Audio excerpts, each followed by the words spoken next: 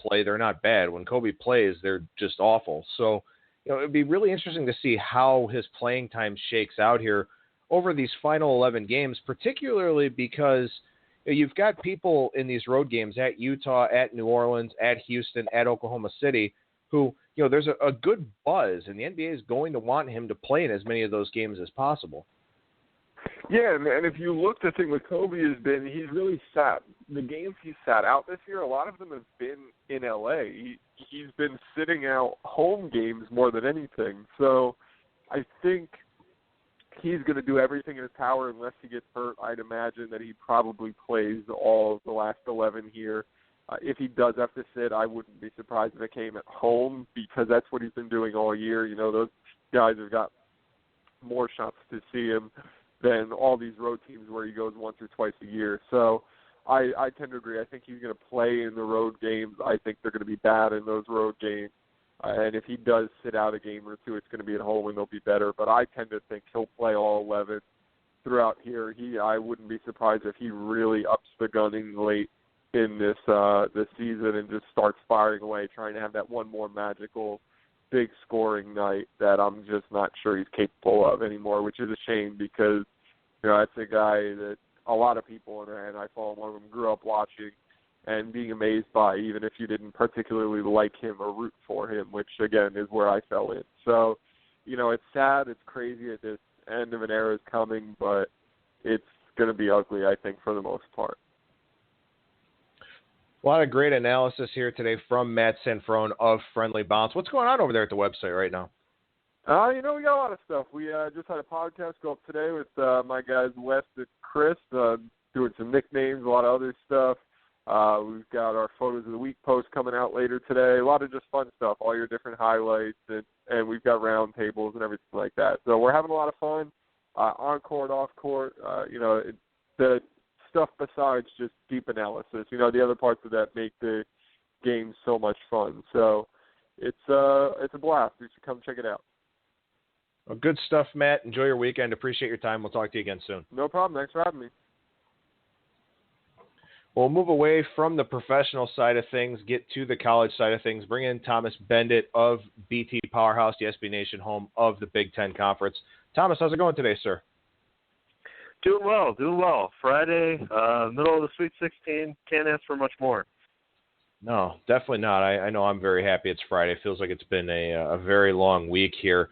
Let's recap Thursday night before we look ahead to Friday. There are two Big Ten teams in action on Friday, so we'll see if the conference can get somebody into the Elite Eight. But obviously the place to begin here with this segment would be Maryland. They get dropped by 16 by Kansas. What did you see from the Terrapins in that game? It was about what I expected. I think you had a couple issues. The first half, Maryland, they hung right with Kansas, playing really well. Diamond Stone was making plays left and right, and Perry Ellis really didn't look that great for Kansas. But, as Kansas typically does, they hung around, they hit some shots, they got a few turnovers, and they made their opponents make the mistakes first. And, Maryland's bigs got in foul trouble. Particularly Diamond Stone had to hit the bench, and after that, they couldn't hang with them. I thought Maryland overall played pretty well, but they had to get lucky on some calls. They had Jake Lehman who ran he got a steal, had a wide open dunk. He gets called for a technical. They lose the dunk. Just plays like that, key fouls. They needed everything to go right to beat a team like Kansas, and fortunately it didn't. Overall, I think a solid season for the Terps, but certainly a disappointing way to end. But I guess my moral to the story is I just think it was Kansas being really good. I didn't think it was Maryland necessarily being bad. Well, and it's kind of the thing that we've seen from the Terrapins this year is they've largely beaten the teams that they were supposed to. I know they had that ugly loss to Minnesota, but outside of that, they've largely beaten who they're supposed to and in the venues in which they were supposed to do it. But when they did step up in competition, that's when they had issues, and that was the case here, where they stepped up in competition and they just weren't able to get the job done.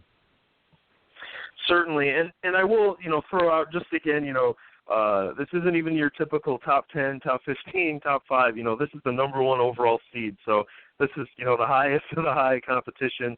Obviously Kansas, I'm sure is still they were before the tournament, the odds-on favorite to win it all.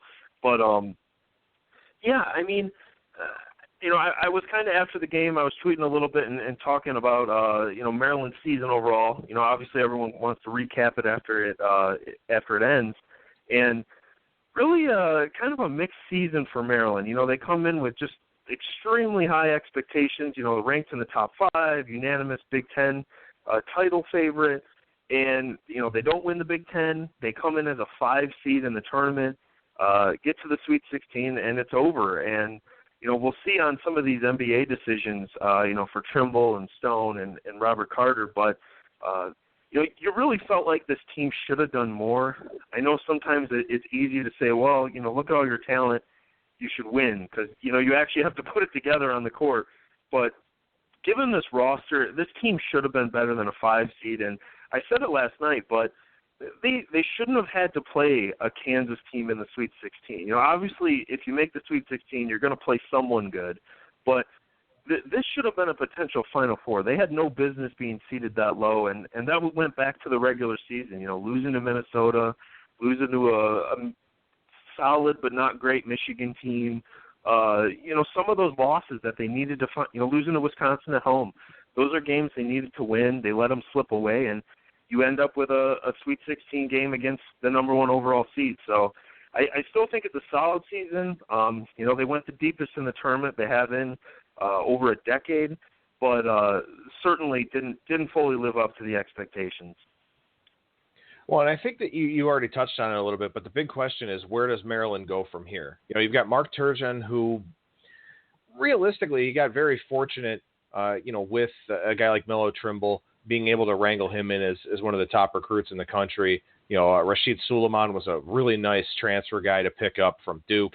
But, that's what you have to ask about the Terrapins is in this rough and tumble Big Ten where you've got a lot of really quality programs that don't really rebuild, they reload. Where does Maryland fall into that mix? That's my question. Yeah, I mean, certainly, the first thing, as I mentioned is, the NBA draft decisions. What's going to happen? Jake Layman's gone. Suleiman is gone, obviously. They're both seniors graduating. But Trimble could potentially be back. Carter could potentially be back. And Stone could potentially be back. I don't anticipate all 3 will come back. Personally, I think only Carter will return. I think Trimble and Stone are going to go pro. That's just my opinion. I don't have any inside knowledge there. But, if all 3 come back, this is a potential Big Ten title contender again. They have a nice recruiting class coming in, not necessarily a bunch of 5-stars like they did this year with Stone at least. But they do have a nice recruiting class. They have some depth. They have Wiley coming back, who is injured for most of the year. And certainly, if you have Trimble, Carter, and Stone, you have enough to compete. But like I said, I anticipate Trimble and Stone will be gone. I think the roster's good enough to still be in that top 25 discussion or so on.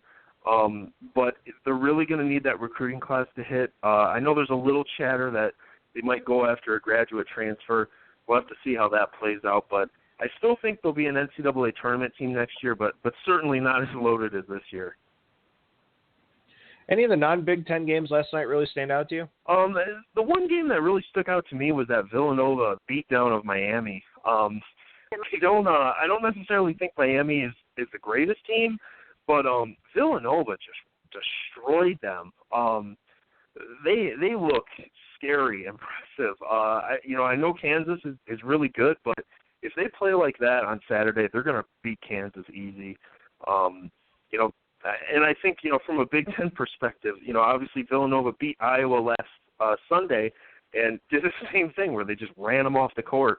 For Iowa fans, they do have to feel a little bit better about that loss. But, Villanova looking scary impressive. I know I saw a stat that was the highest points per possession of the entire season in a Sweet 16 game against Miami, which is just mind-boggling.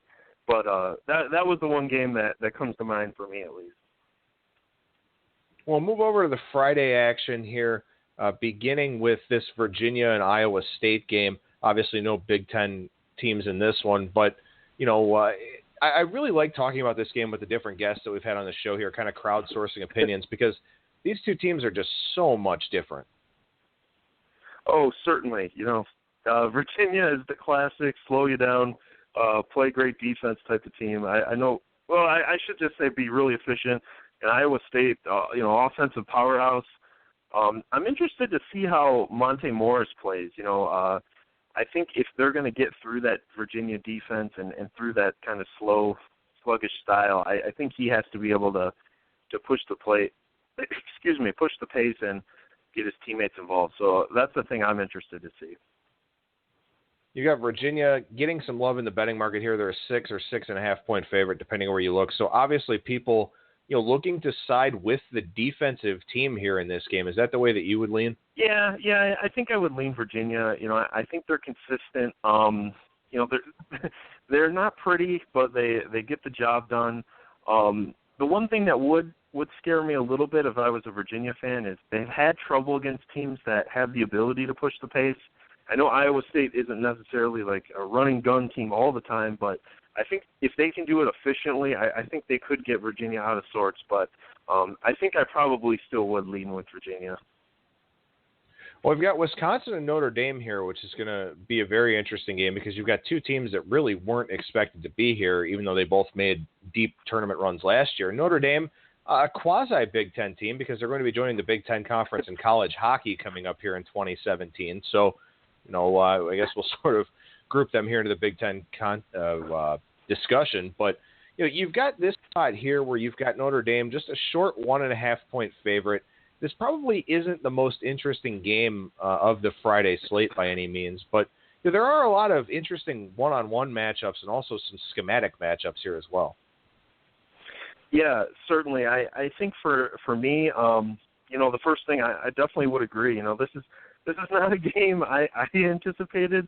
I wasn't confident at all Notre Dame was going to get out of the first round, and here they are in the Sweet 16. And it's certainly Wisconsin. A couple months ago, it seemed like people were writing the obituaries on the season, and suddenly they're in the Sweet 16. So kind of a wacky and wild matchup here. But in terms of, actual gameplay, I'm really interested to see what happens up front. I know that's been the much talked about matchup between Zach August and Ethan Happ. August, he's really up front. He's one of the only Notre Dame guys that kind of does anything. Not to put the Irish down, but he's the key cog there, and he needs to have a big game if they're going to get through Wisconsin. And Happ has been really good. I know he doesn't get talked about a lot nationally, but he has been a really good freshman for Wisconsin. He's not a physical, back you down, beat you type of center forward type of guy, but he's just he gets the job done, whether it's creating shots around opponents, moving off the ball, and he makes opponents uncomfortable, I guess, in the post at least. He's a decent post defender, so I think that's where I'm going to be watching. Overall, it's kind of odd for me to say given where Wisconsin was a couple months ago, but I like the Badgers in this game. I know they're the underdog, at least according to Vegas, but I think Hayes, Koenig, and Happ are just going to be too much for Notre Dame. And the big thing for me is the Irish's defense is just really inconsistent. They give up a lot of easy looks, and I think Wisconsin has the defense where if Notre Dame's given Wisconsin easy looks, they're going to be able to come out on top. The storyline that I'm most interested for this one, particularly from a Wisconsin standpoint, is how Greg Gard does in this spot. It was a very impressive win to beat Xavier, who I think Xavier is one of the most underappreciated teams in college basketball this year. And Wisconsin played right there with them with that short turnaround. And you got to give them a lot of credit for that because you've got Gard here. Yeah, he's been an assistant and he's probably done some of the grunt work for Bo Ryan. And, this was something that had been in the works for a while to elevate Gard to the head coach of this program. But, now it's time to really put this team in a position to have success in a massive game on a big stage. And for Guard, there's probably going to be some nerves here. So I want to see how he handles this, particularly against a coach in Mike Bray, no one really looks at him as being one of the premier coaches in the country. Yeah, I'd agree with that. And I think the thing with Guard is, he's still kind of wanting to lay his stamp on the program, I guess.